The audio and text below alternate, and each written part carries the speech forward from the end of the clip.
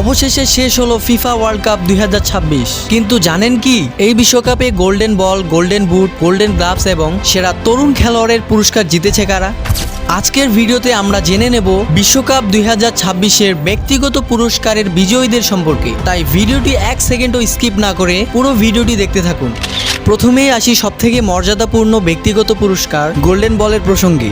এই পুরস্কারটি দেওয়া হয় পুরো টুর্নামেন্টের সেরা খেলোয়াড়কে। বিশ্বকাপ 2026-এ এই সম্মানটি অর্জন করেছেন স্পেনের রদ্রি। মিডফিল্ডে অসাধারণ নিয়ন্ত্রণ, নিখুঁত পাসিং এবং ম্যাচের গতি নিয়ন্ত্রণের মাধ্যমে তিনি পুরো টুর্নামেন্টে নিজের শ্রেষ্ঠত্ব প্রমাণ করেছেন।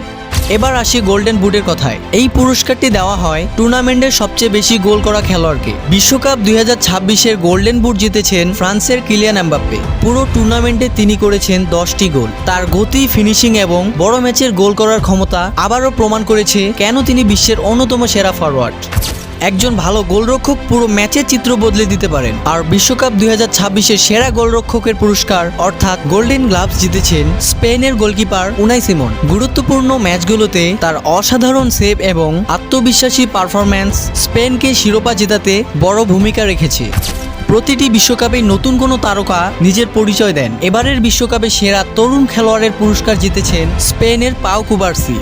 এবার আসি ফেয়ার প্লে অ্যাওয়ার্ডে। মাঠে শৃঙ্খলা, খেলোয়াড় সুলভ আচরণ এবং ইতিবাচক মনোভাবের জন্য এই পুরস্কার দেওয়া হয়। বিশ্বকাপ 2026-এ ফেয়ার প্লে অ্যাওয়ার্ড জিতেছে নেদারল্যান্ড।